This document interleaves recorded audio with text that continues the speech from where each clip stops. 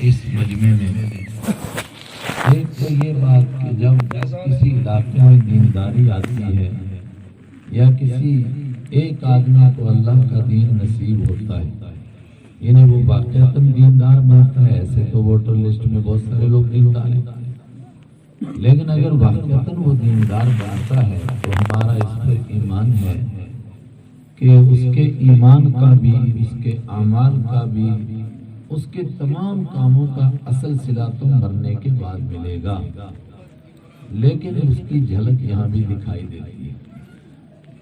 اور وہ علاقہ اس پورے علاقے کے لیے نعمت بنتا ہے، اور جس آدمی کو دین نصیب ہو وہ وہاں کے سارے لوگوں کے لیے اللہ کی ایک خاص نعمت بن جاتا ہے. اس کے ذریعے سے اس کے پڑوسی کو تکلیف نہیں ملتی ہے، اس لیے کہ وہ رحمت للعالمین صلی اللہ علیہ وسلم کا امتی ہے، جنہوں نے فرمایا کہ مجھے پڑوسی کے بارے میں اتنی تلقین کی گئی کہ مجھے لگا کہ شاید پڑوسی کو وارث بنا کر چھوڑا جائے.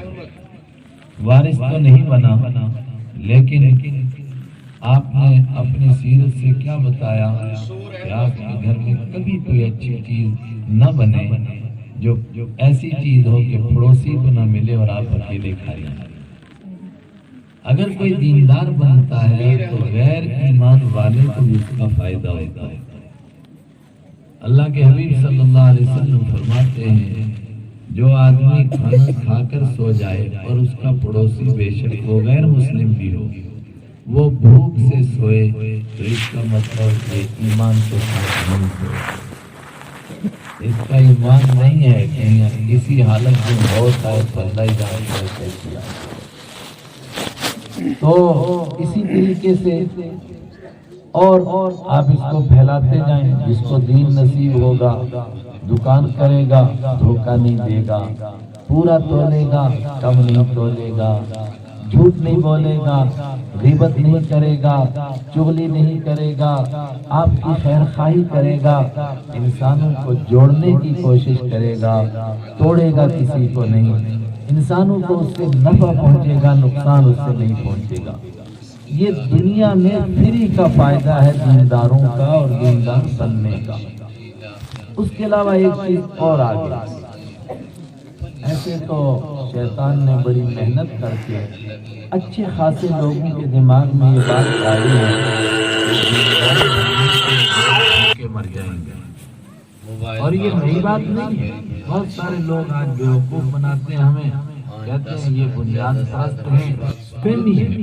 یہ تو آپ کا وہی جملہ ہے جو ابو جہل نے بھی کہا تھا کہ اگر ہم آپ کے ساتھ ایمان قبول کریں گے نتخطف من ارضنا، ہم کو ہماری زمین سے اچک دیا جائے گا، پھر ہماری دکان نہیں چلے گی، پھر جھوٹ نہیں چلے گا. نتخطف من ارضنا، اور کوئی مسئلہ نہیں، ہمارا مال کا مسئلہ ہے، پیسے کہاں سے آئیں گے اگر مسلمان بنیں گے.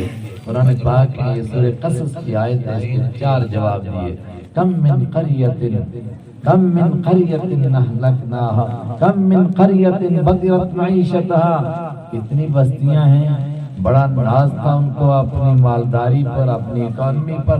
اہلکناها لم تسکن من بعدهم الا قلیلا، ہم نے مٹا دیا، اس کے بعد دوبارہ نہیں بسی. کبھی تھوڑی بہت علامہ محلی کے مطابق بکروالوں کے ڈیرے گزر رہے تھے، انہوں نے ایک ڈیرا لگا لیا، ورنہ دوبارہ کبھی بسی نہیں. دوسرا جواب دیا اولم جعل، کہ ہم نے حرم کو نہیں ایسا بنایا کہ چاروں طرف سے کھچے ہوئے پھل اور رزق یہاں پر آتا ہے. تو یہ تو بہت پرانی بات ہے، مکہ کے کافر بھی یہی کہتے تھے، اور کوئی مسئلہ نہیں ہے. نتخطف من ارضنا، اگر دیندار بنیں گے تو ہم غریب ہو جائیں گے. لیکن قرآن پاک سے ہمیں ایک بات معلوم ہوتی ہے جو آپ کو بتانی ہے اس مجلس میں. ہو سکتا ہے کہ آپ نے بہت بیان یاد کیے ہوں گے، لیکن یہ بیان بھی آپ یاد رکھیں، انشاءاللہ نفع دے گا. پہلی بات تو میں نے اجمال سے کہی کہ جہاں دین آئے گا وہاں جنت ملے گی، وہ ہے بے شک، اس پر ہمارا ایمان ہے، وہ بعد میں ملے گی، مگر یہ دنیا جنت بن جائے گی. کسی کو کسی سے کوئی ڈر نہیں، کسی کو کسی کا کوئی خوف نہیں، نہ حسد نہیں، کینہ نہیں، بغض نہیں، عداوت نہیں، تو لوگ چلتی پھرتے جنتی بن جائیں گے۔ دوسری بات، جہاں دین کا کام ہوگا، جہاں قرآن کی خدمت ہوگی، حافظ قرآن بنیں گے، بشرطے کہ وہ قرآن پاک کے تقاضوں پر چلیں اور مقصد دین کو سمجھیں، اور نعوذ باللہ اس کو دنیا کمانے کا ذریعہ نہ بنائیں، تو وہاں کیا ہوگا؟ جو میری اور آپ کی سوچ میں نہیں ہے وہ ہوگا۔ آخرت میں کیا ملے گا وہ آپ نے سنا، اس کے والدین کو تاج ملے گا، اس سے کہا جائے گا رتل، پڑھتا جا کما کنت ترتل فی الدنیا وارتقی فإن آخر منزلک عند اللہ، تیری آخری منزل وہ ہوگی جہاں تیری آیت ختم ہوگی، وہ تو سب کچھ ادھر ملے گا۔ ادھر کیا ملے گا؟ جہاں اللہ کا دین آئے گا وہاں سے ڈر جائے گا، خوف جائے گا، بے سکونی جائے گی، ٹینشن جائے گی، وہاں سکون اور چین اور اطمینان۔ اللہ تعالیٰ کہہ رہا ہے مکہ والوں سے، فَلْيَعْبُدُوا رَبَّ هَذَا الْبَيْتِ الَّذِي أَطْعَمَهُم مِّن جُوعٍ، اس گھر کے رب کی عبادت کرو کہ اس گھر کی برکت کی وجہ سے تمہیں بھوک سے بچا کر کے اس نے روٹی کھلائی، وَآمَنَهُم مِّن خَوْفٍ، اور ڈر سے نکال کر کے تم کو امن عطا فرمایا۔ پورے علاقے کو دیکھ لو عرب کے، کس طرح لوگ ڈر اور خوف کی زندگی گزار رہے ہیں۔ تمہارے یہاں امن ہے، یہ حرم امن کی جگہ ہے، نہ ڈر ہے نہ خوف ہے، ورنہ لوگ لوٹے جاتے ہیں، مارے جاتے ہیں، یہاں تو کوئی پوچھنے والا نہیں، کیسا امن ہے۔ اس کا مطلب جہاں جہاں دین جائے گا وہاں وہاں پروردگار دنیا کی ترقی لائے گا۔ اگرچہ یہ بالکل آپ کی سوچ کے الٹ ہے ایک چیز، آپ تو سوچ کہتے ہیں کہ پڑھو گے، لکھو گے، بنو گے نواب، کھیلو گے، کودو گے، ہو جاؤ گے خراب۔ میں نے بھی پڑھا تھا اسکول میں، کبھی یہی پڑھتا تھا، لیکن آپ کبھی اس پر غور کیجئے کہ بے روزگار کن کو کہتے ہیں۔ بے روزگاروں کی لسٹ میں وہ کبھی نہیں آ سکتا ہے جو اسکول میں نہیں گیا۔ بے روزگاروں کی لسٹ میں 5ویں پاس بھی نہیں آتا ہے، 8ویں پاس بھی نہیں آتا ہے، 9ویں پاس بھی نہیں آتا ہے۔ آپ تحقیق کر لیجئے، میں نے پوچھا افسروں سے کہ بے روزگاری کا ریشو کہاں سے شروع ہوتا ہے؟ کہا میٹرک پاس سے، اس سے اوپر کہتے ہیں کہ ہمارے علاقے میں اتنے لوگ بے روزگار ہیں جی، بھوکے مر رہے ہیں جی، تو اس سے نیچے والے کا وہ تو مزے سے کھا رہے ہیں، وہ تو بے روزگار ہیں، وہ تو مزے سے زندگی گزار رہے ہیں۔ بے روزگاری کے ریشو میں آپ گورنمنٹ سے پوچھ لیجئے، حافظ بالکل نہیں آتا ہے، قاری بالکل نہیں آتا ہے، مولوی کی تو بات ہی نہیں ہے، مفتی کا تو نام ہی نہیں ہے وہاں پر۔ بے روزگاری کی لسٹ میں یہاں سے اوپر کے لوگ شمار ہوتے ہیں کہ کتنے لوگ بے روزگار ہیں۔ چلو وہ ان کا ایک طریقہ ہے، وہ کہتے ہیں کہ اس سے بے روزگاری جائے گی، روزگار آئے گا۔ ایک طریقہ اللہ بتا رہا ہے کہ جہاں دین کا کام ہو لیکن دین کے تقاضوں کے ساتھ ہو، اخلاص کے ساتھ ہو، وہاں آخرت میں جنت ملے گی، وہ بعد کی بات ہے، لیکن اس دنیا میں بے روزگاری جائے گی، روزگار آئے گا اور بہاریں آ جائیں گے، تمہارے خیم و خیال میں نہیں ہوگا۔ میں سوچ رہا تھا یہاں کیا سناؤں، میرے سے پہلے ایک صاحب فرما رہے تھے اللہ یہاں سے بے روزگاری کو دور فرمایا، ہمارے جوان بہت بے روزگار ہیں۔ اس کا بہترین حل ہے آپ نوجوانوں کو حافظ قرآن بنا دو، عالم دین بنا دو، مسجدوں کو آباد کر دو، بے روزگاری خود بخود۔ اور کیسے بے روزگاری جاتی ہے کوئی سوچ ہی نہیں سکتا ہے۔ کافی دیر آپ کو ہو گئی، صرف ایک بات سناتا ہوں، بات کو ختم کرتا ہوں۔ صحابہ کرام میں الگ الگ صحابہ ہیں، الگ الگ ان کی شان ہے، لیکن اکثر صحابہ وہ ہیں جو بہت محنت کرتے ہیں، محنت سے کماتے ہیں، یہ تو شریعت نے حکم دیا ہے۔ اللہ کے حبیب صلی اللہ علیہ وسلم فرماتے ہیں کہ کسب رزق الحلال فریضۃ بعد الفریضہ، رزق حلال کو تلاش کرنا فرض ہے مگر فرض کے بعد ہے، پہلے نماز پڑھ اس کے بعد اس کو تلاش کرنا۔ فإذا قضیت الصلاۃ فانتشروا فی الارض، جب نماز پڑھ لی جائے تو اب جا کر تلاش کر رزق کو، مگر واذکروا اللہ کثیرا، وہاں بھی اللہ کو نہیں بھول جانا۔ تو رزق حلال تلاش کرنا فرض ہے، اچھی بات بات ہے صحابہ کرام مدینہ منورہ گئے، ایک طرف تو آپ نے انصار کو ترغیب دی کہ مہاجرین کو اپنا بھائی بناؤ، اس ترغیب کا کتنا اثر ہوا، کتنا اثر ہوا کوئی سوچ نہیں سکتا ہے۔ دنیا بھر کے اندر جھگڑا ہے کہ باہر کے لوگ آئے جی ہماری اکانومی پر قبضہ کر لیا، لیکن ایک مدینہ منورہ ہے۔ یہ دیکھو حضرت عبد الرحمن ابن عوف رضی اللہ تعالیٰ عنہ کو بھائی بنایا گیا ایک انصاری کا، اور وہ تفصیل سے حدیث میں آپ سنیں گے کہ انصاری نے کہا آدھا باغ تیرا، آدھا میرا، آدھا کھیت تیرا، آدھا میرا، آدھا مکان تیرا، آدھا میرا، اور اس سے بھی آگے بڑھ گئے وہ باتیں جو ہم سوچ ہی نہیں سکتے ہیں۔ کہا میری 2 بیویاں، ایک کو طلاق دیتا ہوں، جب عدت گزر جائے تو آپ اس سے نکاح کر لیں، اور یوں تم میرے بھائی بن جاؤ ہر چیز کے اندر شریک۔ عبد الرحمن ابن عوف رضی اللہ تعالیٰ عنہ نے یہ سارا کچھ سنا، ان کو مبارکبادی دی اور فرمایا کہ کھیت مجھ کو کرنا نہیں آتا، باغبانی مجھے نہیں آتی ہے، اور بچے آپ کو مبارک، گھر آپ کو مبارک، مجھے صرف بازار کا راستہ بتا دو۔ اور بازار کا راستہ بتایا تو کچھ دن کے بعد عبد الرحمن ابن عوف مدینہ کے بڑے بڑے سیٹوں میں سے محنت کی۔ حضرت عمر رضی اللہ تعالیٰ عنہ، بخاری میں حدیث موجود ہے، حضرت سلمان فارسی رضی اللہ تعالیٰ نہیں، حضرت ابو موسیٰ اشعری رضی اللہ تعالیٰ عنہ نے ایک حدیث سنائی، حضرت عمر رضی اللہ تعالیٰ نے فرمایا تم نے کب سنی حدیث، گواہ پیش کرو، دوسرا کس نے سنی؟ تو وہ دوڑ کے انصار کے پاس گئے کہ میں پھنس گیا، میں نے ایک حدیث سنائی۔ عمر کہتے ہیں گواہ لے کر کے آؤ۔ انصاری صحابہ نے فرمایا ہم اپنے میں سب سے چھوٹے کو ابو سعید خدری کو بھیجیں گے، یہ جا کر کے گواہی دے گا کہ حضور نے ایسا فرمایا ہے۔ عمر کو حدیث یاد نہیں رہی ہے اور یوں ہی لوگوں کو ڈانٹتے ہیں، جبکہ وہ امیر المومنین تھے اس وقت میں۔ اس پر جب وہ گواہی پیش ہوئی تو حضرت عمر رضی اللہ تعالیٰ عنہ نے اپنے ماتھے پر مارا، اے افسوس، لوگ حدیثیں یاد کرتے رہے مگر مجھے دکان نے مصروف کر دیا۔ امیر المومنین ہیں، حضرت ابوبکر صدیق رضی اللہ تعالیٰ عنہ کے بعد دوسرا نمبر آ رہا ہے صحابہ میں، لیکن فرماتے ہیں شغلنی السفق، مجھے بازار نے مصروف کر دیا، یہ حدیث مجھے نہیں یاد اور آپ لوگوں کو یاد ہے؟ یہ کہا ہمیں یاد ہے۔ تو انہوں نے محنت کی چلو، لیکن ایک صحابی ہیں حضرت ابو ہریرہ رضی اللہ تعالیٰ عنہ، انہوں نے کیا محنت کی وہ خود بیان کرتے ہیں، اور بار بار یہ روایت آتی ہے بخاری میں، وہ بہت حدیثیں سناتے تھے۔ تو حضرت عمر رضی اللہ تعالیٰ عنہ نے بھی ایک موقع پر فرمایا کہ ابو ہریرہ کی بڑی زیادہ ہی حدیثیں سنانے لگ گئے، اتنی حدیثیں تم کو کہاں سے یاد ہوئی؟ تو انہوں نے فرمایا 2 باتیں ہیں، ایک تو یہ کہ انصار باغوں کے پیچھے تھے اور مہاجرین تم دکانوں کے پیچھے تھے، اور ابو ہریرہ کو اتنی سی روٹی کے سوا کسی چیز کی ضرورت نہیں تھی، وہ صرف اللہ کے حبیب صلی اللہ علیہ وسلم کی حدیثیں یاد کرتا تھا اور اس کا کوئی کام نہیں تھا۔ اور حضرت رسول اکرم صلی اللہ علیہ وسلم کا بھی عجیب معمول ہے، الگ الگ لوگوں کو الگ الگ کام دیے جاتے ہیں۔ وہ بھکاری جو بھیک مانگنے آیا تھا یاد ہوگا، آپ نے پوچھا بھیک مانگتا ہے ہٹا کٹا ہو کر تجھے شرم نہیں آتی؟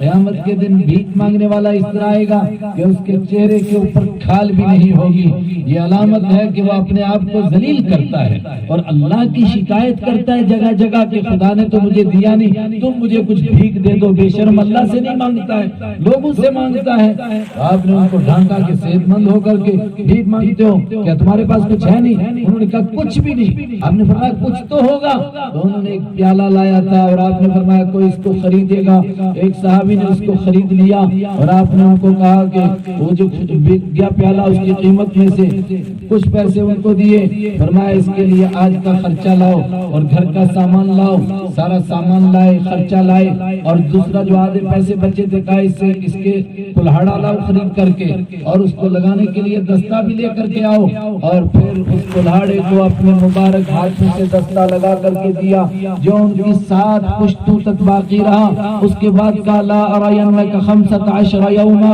اب تو مجھے 15 دن تک یہاں نظر نہیں آنا چاہیے، جاؤ جا کر کے جنگل سے لکڑی کاٹ کے لاؤ اور بیچو اور رزق حلال کماؤ، بس فرض نماز پڑھو ہمارے پیچھے۔ 15 دن کے بعد کارگزاری سنانا کیا ہوا؟ کچھ دنوں کے بعد وہ مدینہ کے بڑے سیٹھوں میں سے ایک سیٹھ بن گئے، مگر اس کے مقابلے میں حضرت عمر حضرت ابو ہریرہ رضی اللہ تعالیٰ عنہ بھوک سے نڈھال ہوتے ہیں، یہاں تک کہ غش کھا کے گرتے ہیں، حدیث میں موجود ہے، دوسرے لوگ ان کی گردن دباتے ہیں، لیکن ابو ہریرہ فرماتے فرماتے ہیں لوگ سمجھتے تھے اس کو مرغی پڑ گئی یا مجھے کوئی مرغی نہیں تھی، بھوک نے مجھے بے ہوش کر دیا تھا۔ لوگ کہتے تھے اس کو مرغی پڑ گئی، مگر حضور ان کو نہ کلاڑا دیتے ہیں، نہ آری دیتے ہیں، نہ درانتی دیتے ہیں، نہ پھاوڑا دیتے ہیں، کوئی چیز نہیں دیتے۔ ابو ہریرہ وہی ہیں، آپ ان کو نہیں کہتے جو جا کر کے جنگل میں لکڑی کاٹ کر کے لاؤ؟ تو کیا ابو ہریرہ بھی اسی طرح غریب ہو گئے؟ اللہ نے غیب کے خزانوں سے ان کو عطا فرمایا، چھوٹے چھوٹے کام کیے۔ بخاری شریف میں حدیث موجود ہے کہ ذوالحلیفہ میں ان کی تھوڑی سی زمین تھی، اللہ تعالیٰ نے اس میں اتنی برکت عطا فرمائی، کچھ دنوں کے بعد ہی حضرت ابو ہریرہ رضی اللہ تعالیٰ عنہ کتنے بڑے شیخ بنے کہ ایک دن درس دیتے دیتے ضرورت پیش آئی ناک صاف کرنے کی، تو اپنی جیب سے جو کپڑا نکالا ناک صاف کرنے کے لیے، وہ کپڑا وہ تھا جو ایران کا بادشاہ کسریٰ اپنے تاج میں رکھتا تھا۔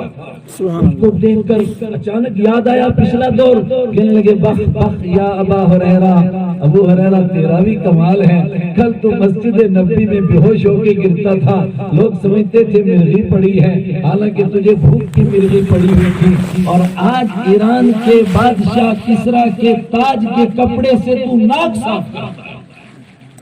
صحابہ کرام کو اللہ کے حبیب صلی اللہ علیہ وسلم نے یہ کوئی لالچ دی کہ تم دین قبول کرو تو دنیا آئے گی اور اسی ٹھاٹ ٹھاٹ ہو جائے گی اور مال اور دولت کی ریل پیل لگ جائے گی؟ کوئی ایسی حدیث آپ کو ملی؟ کوئی آیت ایسی ملی؟ نہیں ملے گی۔ لیکن جب دین آتا ہے تو پھر کس طرح برکتیں آئیں، جنہوں نے کاروبار کیے وہ کہاں پہنچے، ان کی تو بات ہی کیا ہے۔ لیکن ابو ہریرہ رضی اللہ تعالیٰ عنہ جنہوں نے کچھ نہیں کیا، صرف علم کو محفوظ کر کے رکھا، بس چھوٹا سا کوئی کام کیا، اللہ نے اس میں اتنی برکت ڈالی کہ ایران کے بادشاہ جو دنیا کی سپر پاوروں میں سے سب سے بڑی پاور اس دور کی تھی، اس کے تاج کے کپڑے سے ناک صاف کرتے تھے۔ میں آپ کو یہ بتانا چاہتا ہوں، اگر آپ کے اس گاؤں میں اسی طرح دینداری آ جائے گی، اسی طرح حافظ بنتے رہیں گے، قاری بنتے رہیں گے، مگر شرط لگا رہا ہوں ساتھ میں دین کے تقاضوں پر بھی اتریں گے تو جنت انشاءاللہ ملے گی، اس میں وہ نعمتیں ملیں گی جو آپ نے سنی، حدیثیں سنی، لیکن اس سے پہلے انشاءاللہ دنیا ملے گی۔ لوگ کہتے کہتے مر جائیں گے کہ حافظ بنے گا کھائے گا کہاں، مولوی بنے گا کھائے گا کہاں، لیکن ہمارے بزرگ ساتھی حضرت مولانا مفتی مظفر صاحب کے بقول کہ لوگ کہتے ہیں مولوی کہاں کہاں کھائے گا، میں تو ہر وقت میں پریشان ہوں کہ مولوی کہاں کہاں کھائے گا بیچارہ، اور کھاتے کھاتے مر جائے گا، اتنی جگہ بیچارے کی دعوت کرے کیا، وہ کس طرح اپنے آپ کو بچائے گا؟ مجھے تو یہ ڈر ہے کہ یہ کھاتا کھاتا مر جائے گا، لوگ کہتے ہیں یہ بھوک سے مر جائے گا، اور اللہ ایسا ہی رکھتا ہے، اور 1400 سال کی تاریخ یہی بتا رہی ہے۔ اور جو سمجھتے تھے کہ ہمارا نام بڑا ہوگا، پیسہ ہوگا، دولت ہوگی اور ہمارا نام دنیا میں چلے گا، ایسا ان کا نام مٹ گیا کہ آج دنیا کی تاریخ میں تلاش کرنے کے باوجود نہیں ملتا ہے۔ لیکن جن کو اللہ نے اپنا دین عطا فرمایا، اللہ نے ان کی تاریخ اور ان کی محبت لوگوں کے دلوں پر لکھ دی ہے، قیامت تک ان کا نام روشن رہے گا۔ یعنی لوگ چاہتے تھے کہ پیسہ کمائیں تاکہ ہمارا نام رہے، ان کا نام مٹ گیا۔ نام کن کا رہا؟ جو بے نام ہونا چاہتے تھے، جو گم نام ہونا چاہتے تھے، کسی کو نہ پتا چلے، گم نام ہونا چاہیں گے۔ اور دین والے کی یہی پہچان ہے۔ ہم تو کہتے ہیں نیکی کر تو جلدی جلدی لوگوں میں پھیلا اور لوگوں کو بتا میں کتنا بڑا نیک ہوں، لیکن نیک کی پہچان کیا ہے کہ وہ چھپتا ہے۔ ایک حدیث سناتا ہوں، بات ختم کرتا ہوں۔ فرمایا قیامت سے پہلے جب حضرت مہدی آئیں گے، حضرت عیسیٰ علیہ السلام سے پہلے، تو وہ دور ہوگا جب امت کا کوئی امام نہیں ہوگا۔ وہ مدینہ میں پیدا ہوں گے لیکن بھاگ کر کے مکہ چلے جائیں گے، صرف کس ڈر کی وجہ سے لوگ ان کو کہنے لگے حضرت حضرت، آپ بڑے نیک، آپ بڑے نیک، حضرت حضرت۔ وہ گھبرا جائیں گے کہ کہیں لوگ مجھے حضرت حضرت کہہ کر کے امام نہ بنا دیں، میں تو اس کے لائق ہوں نہیں، یہ تو میرے ظاہر کو دیکھ کر کے حضرت سمجھ رہے ہیں، تو بھاگ کر کے مکہ میں جائیں گے، چھپیں گے۔ لیکن وہ ہمارے کسی بزرگ نے کہا تھا کہ رومال کے اندر بھی اگر خوشبو بندی ہو تو وہ چھپتی نہیں ہے خوشبو۔ مکہ مکرمہ جائیں گے، بنی ہاشم کے محلے میں چھپ جائیں گے، حدیث میں موجود ہے، وہاں سے لوگ ان کو کھینچ کر کے لائیں گے۔ بیت اللہ کا طواف کر رہے ہوں گے اور اپنے آپ کو لوگوں کی بھیڑ میں چھپانے کی کوشش کریں گے، مگر چھپیں گے نہیں، بلکہ کیا ہوگا، اچانک حجر اسود کے پاس سے جب گزر رہے ہوں گے لوگ پھر ان کو پہچان لیں گے، لوگ کہیں گے آپ ہی وہ ہو جن کے ہاتھ پر اللہ کے حبیب صلی اللہ علیہ وسلم نے فرمایا کہ حجر اسود کے سامنے بیعت کی جائے گی، اور پھر امت کو ایک امام ملیں گے، ہاتھ بڑھائیے ہم آپ کے ہاتھ پر بیعت کریں، وہ چھپنا چاہیں گے مگر اللہ ان کو ظاہر کرے گا۔ بات سے بات نکل جاتی ہے، اس کے ساتھ ملا کر کے ہماری تاریخ کا ایک بددماغ قسم کا بادشاہ تھا، حج کرنے کے لیے آیا، دور سے آیا، اس وقت میں بادشاہی شام چلی گئی تھی، تو اس نے مکہ کے گورنر کو کہا کہ دیکھو یار جب میں طواف کروں تو میرے لیے حرم کو خالی کر دینا۔ اس نے کہا بیوقوف بے عقل، اگر ایسی بات یہاں کے لوگ سمجھیں گے تیرا تاج و تخت سب چلا جائے گا، حرم کسی کے لیے خالی نہیں ہوتا ہے، یہاں انہیں ان کے بیچ میں تجھے بھی طواف کرنا پڑے گا۔ اس نے کہا اچھا، اور لوگوں کو نہیں بتا دینا، کہیں بیوقوف کیسی بات کر رہا ہے، حرم کسی کے لیے نہیں خالی ہوتا ہے۔ اس نے طواف کیا اور طواف کر کے بیچارہ تھک ہار کر کے سائیڈ میں کھڑا ہوا، منظر دیکھ رہا تھا کیسا سمندر چل رہا ہے۔ اچانک دیکھے ایک بزرگ آئے ادھر سے، سیدھے سادے قسم کے ایک دو آدمی ان کے ساتھ، لیکن جیسے لوگوں کی نظر پڑتی ہے تو لوگ سائیڈ ہٹتے جاتے ہیں، چھٹتے جاتے ہیں، چھٹتے جاتے ہیں، یہاں تک کہ ایک چکر کاٹا تو پورا مطاف خالی، اور لوگ سائیڈ میں کھڑے ہو کر کے السلام علیکم السلام علیکم السلام علیکم۔ تو وہ اپنے سیکرٹری سے پوچھنے لگا عادل ملک یہ بادشاہ کون سا ہے؟ میں بادشاہ ہوں کہ یہ بادشاہ ہے؟ اس پر فرزدق نام کا ایک بڑا شاعر ہے ہماری تاریخ کا، اس نے کہا تمہیں اس کو جانتا ہوں، هذا الذي تعرف الحل والحرام، اس پر تو بہت ہی تنقیاں جانتے ہیں امام زین العابدین رحمۃ اللہ علیہ، تو ان کو نہیں جانتا ہے، وہ گم نام ہوتے ہیں لیکن اللہ ان کے نام کو روشن کرتا ہے، ان کے لیے محبت دلوں میں اترتی ہے، بشرطے کہ واقعتاً وہ دیندار ہو جائیں، واقعتاً نیک ہو جائیں۔ تو آپ کی اس بستی میں مجھ سے پہلے ساتھی کرتے دعا کرو بے روزگاری چلی جائے، آپ یقین کیجئے بے روزگاری گئی، روزگار آیا، وللہ الحمد، میں نے اپنے آنکھوں سے دیکھا، یقین تھوڑا سا چھوٹا سا ایک کام ہوا جب ہم وہاں آئے تھے، وہاں کے لوگوں کا کیا حال تھا وہ بھی میرے سامنے ہے، 20,000 روپے میں کنال زبردستی دیتے تھے، کوئی لیتا نہیں ہے، آج اللہ کا کرم ہے، دین کی برکت سے الحمدللہ، جو آصف نام سے پکارے جاتے ہیں، جیسے آپ کے یہاں بھی نام ہوتے ہیں سلہ بلہ بلہ، اس طرح کے نام ان کے بھی آج چوکی فلاں اور فلاں اور فلاں، یہ دین کی تھوڑی سی ایک جھلک تھی جس کی برکت اللہ نے دنیا میں دکھائی، آپ کے اس گاؤں کو بھی نصیب ہوگی، بشرطے کے واقعتاً ہم دیندار بن جائیں اور ہمیں دین کی قدر آ جائے۔ ابھی گھر میں ہم لے جاتے ہیں قرآن پڑھاؤ برکت آئے گی، تو جس گاؤں کے اندر 24 گھنٹے قرآن کی تلاوت ہوتی ہوگی، کوئی حفظ کر رہا ہے، کوئی ناظرہ کر رہا ہے، کوئی تفسیر پڑھ رہا ہے، کوئی حدیث پڑھ رہا ہے، مسلسل اللہ کا ذکر ہو رہا ہے، وہاں برکتیں آئیں گی۔ یہ ناممکن ہے کہ وہاں بے روزگاری رہے، روزگاری تو وہاں سے بے روزگاری تو رخصت ہو جائے گی، البتہ ڈرنا ہے کہ اس کے بعد جو مال و دولت آئے تو اس میں کہیں ہم فتنے میں نہ مبتلا ہو جائیں۔ اللہ کے حبیب صلی اللہ علیہ وسلم نے فرمایا لن نخشى علیکم الفقر، مجھے اس کا کوئی ڈر نہیں کہ میری امت کبھی بھی بھوک سے مر جائے، ولکن نخشى علیکم الغنى، میں ڈرتا ہوں تمہارے اوپر مالداری سے، ان تبسط علیکم الدنیا، دنیا تمہارے سامنے پھیلائی جائے، فتنافسوا فیہا، تو تم لنگوٹا کس کے دنیا میں گھس جاؤ اور دنیا کے پیچھے دوڑ پڑو، مجھے اس کا ڈر ہے، بھوک سے میرا امتی کوئی نہیں مرے گا۔ یہ کیسے ہو سکتا ہے؟ امام الانبیاء کا امتی ہو، رحمت للعالمین کا امتی ہو اور بھوکا مر جائے؟ کبھی نہیں بھوکا مرے گا، کبھی مرے گا کہ جب اللہ کے در کو چھوڑ کر کے اوروں سے امید لگائے گا، یہاں سے روزگاری آئے گی، یہاں سے روزگاری آئے گی، فلانا ٹرزا روزگاری لائے گا، فلانا بڑا بنے گا وہ روزگاری لائے گا۔ ينصركم الله فلا غالب لكم، اگر اللہ تمہاری مدد کرے گا کوئی تم پر غالب نہیں آ سکتا، وَإِن يَخْذُلْكُمْ فَمَنْ ذَا الَّذِي يَنصُرُكُمْ مِنْ بَعْدِهِ، اور اگر اللہ تم کو تمہاری بے دینی کی وجہ سے بے یار و مددگار چھوڑ دے، تمہاری مدد نہ کرے، فَمَنْ ذَا الَّذِي يَنصُرُكُمْ مِنْ بَعْدِهِ، مجھے بتاؤ پھر میرے بعد تمہاری مدد کون کرے گا؟ اللہ جب چھوڑ دیتا ہے ہماری بے دینی کی وجہ سے پھر ہم ذلیل و رسوا ہوتے ہیں۔ جب تک اللہ ہمارے ساتھ ہے ہم کو کوئی ڈر ہے، کوئی خوف ہے؟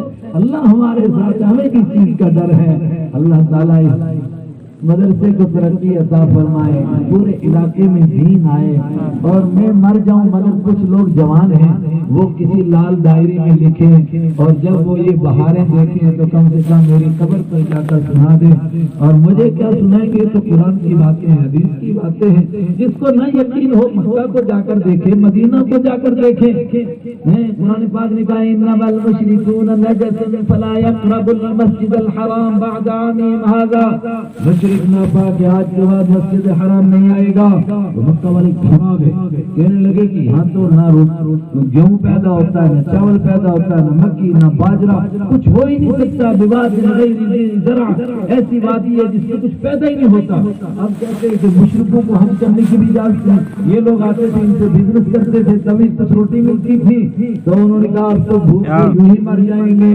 ہائے ہائے، پر قرآن پاک نے جواب دیا، فرمایا اگر تم کو ڈر ہے غریب ہو جانے کا، فسوف یغنیکم اللہ من فضلہ، اللہ تم کو اپنے کرم سے اتنا دے گا جو تم سوچ بھی نہیں سکتے۔ 1450 سال گزر گئے، ایک ایک وقت کے اندر 40 لاکھ لوگ مکہ میں ہوتے ہیں، لیکن کبھی آپ نے نہیں سنا کہ حاجی لوگ بھوک سے مر گئے۔ زیادہ لوگوں کے پیچھے 40 لاکھ، اب کتنوں کو کھلاتے مکہ والے، اور مکہ والے بھوک سے مر رہے ہیں۔ ہمارے یہاں کے مزدور جاتے مزدوری کرنے بڑا غصہ ہوتے ہیں، کہتے ہیں جی یہ تو سیٹ پڑا کھاتا رہتا ہے، بس کہتے 16 گھنٹے کھاتا ہے، 8 گھنٹے سوتا ہے، اور اس کا کوئی کام ہی نہیں ہے۔ میں نے کہا اس کو اللہ نے کھلایا ہے، اللہ نے کہا تھا کہ اس سے نہ گھبراؤ، میرے گھر کے پاس رہتے ہو، اس کی برکت سے تمہیں اتنا دوں گا کہ تم کھا کے اوروں کو بھی کھلاؤ گے، ان کے بھی پیٹ بھریں گے، کبھی تنگی نہیں ہوگی۔ فسوف یغنیکم اللہ من فضلہ، تو میں نے کہا اس کو لکھو، اگر اللہ تعالیٰ نے موقع دیا تو کم سے کم ہمارے جوان دیکھیں گے، بے روزگاری چلی جائے گی، روزگار آئے گا، ایک نئی دنیا آباد ہوگی، سرسبز و شاداب دور آئے گا۔ اللہ مجھے بھی اور آپ کو بھی وہ دیکھنا نصیب فرمائے۔ وآخر دعوانا